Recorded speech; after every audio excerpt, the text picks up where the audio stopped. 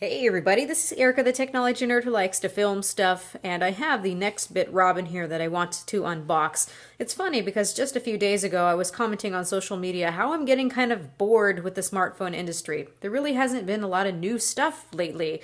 Smartphones, to me, have been getting to be all the same and looking all the same, functioning all the same, except for some different skins and maybe some different camera functions and features. So I was happy to be contacted to take a look at the Nextbit Robin, and actually you guys, when I asked you on social media, commented about the Nextbit Robin as well. So I just want to unbox this today, and then I'm going to be doing my review as soon as I can. So this is a phone that works around cloud storage. So instead of having SD cards or worrying about having internal storage that runs out, this phone is able to offload your pictures, videos, and applications onto the cloud, and you can go about your merry way with everything that you need on your phone, and then you can restore those back onto the phone from the cloud, and everything is backed up. You don't have to restore your application settings, nothing like that. So I thought that that was pretty cool, and this has been created by a lot of Android pioneers. The specs on this phone are definitely up to par, so let's go ahead and just open this up. Got this cute little box. Let's make sure that the exposure isn't too high here. So, opening this up, let's just start with the front thing. Hey Ribble, meet Robin. And I think this is adorable, this packaging that they have here. A couple little pages. Robin never runs out of space. How? When Robin is charging and connected to Wi-Fi, that's the default by the way. You can actually make it so it's not on Wi-Fi and backup. It backs up all your apps and photos to the cloud. Cute. When you need more space, Robin archives the stuff you never open. When you want to restore something that's been archived, tap to open it like you normally would. Robin will bring it back from the cloud right away. Now you've got plug Robin in to charge it. It's got USB Type-C. Now I looked at the Reddit and it looks like it supports Quick Charge 2.0. So you've got a SIM card ejection tool. You've actually got a fingerprint sensor on here too. I was pretty excited about that. And I love this color. I think they call this mint. So next, now. So on here they've got this plastic film and they're a little bit snippy, kind of cutely sarcastic. This is a speaker, obviously. Thank you, Nextbit, for pointing that out to me. I don't think I could have figured it out. Then at the bottom, it says, this is a speaker too, not a home button. It's funny though, because I had my husband touch it, and the first thing he did, being an iPhone person, was try to press on what he thought was a home button. So it's a bit snippy, but it isn't unwarranted anyway. And we've got the USB-A to USB-C. This is the cable that it comes with. Unfortunately, you do not have a charging brick with this. That's something you're going to need to get separately. A little upsetting, but not too bad. And then you've got your little SIM ejection tool that looks like the cloud. So let's just take off the wrapping then. This is a polycarbonate body, and it's very, very thin. I like how this feels in the hand. This is something that looks different, feels different, functions differently than things I've seen lately, hence why I'm excited. On the back here, we have a 13 megapixel camera, dual LED flash. We have our little cloud icon. And when this is uploading things to the cloud, these little buttons will light up, these little LEDs, and that's very, very cute. You're not disturbed in any way of what's going on, but you can turn it over and see that it is indeed working, and I like that. Nice touch. Next bit, this nice mint green color. On the side we have this fingerprint scanner, and we have our SIM tray.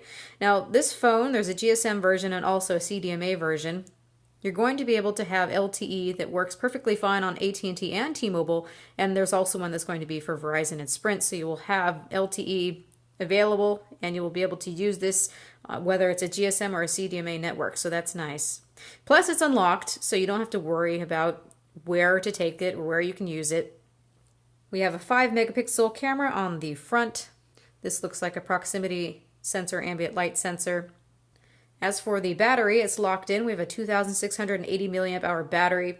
Now, if you're worried about this whole cloud thing ruining battery life for you, by default, It's meant to back up only when it's plugged in and only when it's on Wi-Fi. So by default, you're not wasting your data and you're not wasting battery power. So it tries to keep those things in mind.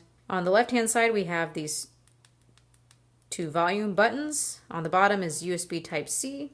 We have a microphone, and we also have an LED light indicator, so that will be for notifications, some CE information. On the top is a microphone and a standard headphone jack. So I'm excited to start using this. Next bit, Robin. Very cute name, by the way. So if you didn't catch this before, obviously these are front-facing stereo speakers. They have two separate drivers. On the front is a 5.2-inch IPS LCD display. This is covered with Gorilla Glass 4, so this is all very up-to-date. This has the Snapdragon 808 SoC inside of it. We've also got NFC. I don't see an NFC logo, but that is definitely in the specs. So we have 3 gigabytes of RAM, 32 gigabytes of internal storage, but you get 100 gigabytes of cloud storage, and that's going to exist forever for you. You're not going to have to pay for a subscription or anything. That is part of the phone. That is part of the operating system's integration. So here is that fingerprint scanner. It looks to work really well. Very happy about that.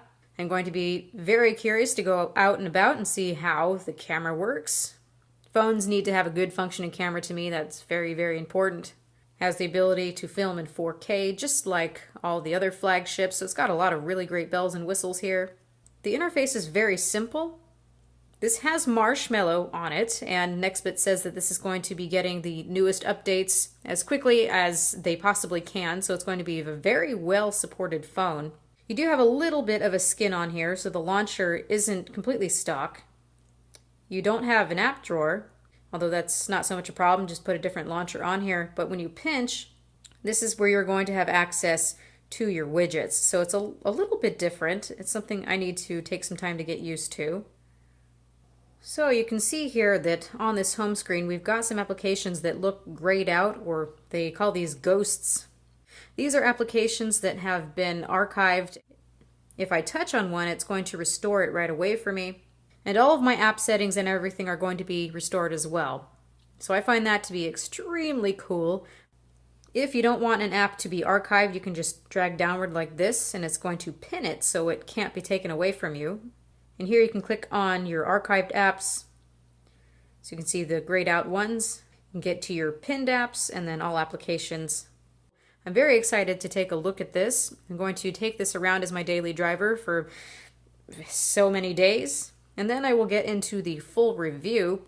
Now, of course, you guys are going to be wondering what the cost of such a phone is. It looks like it's going to retail for $399.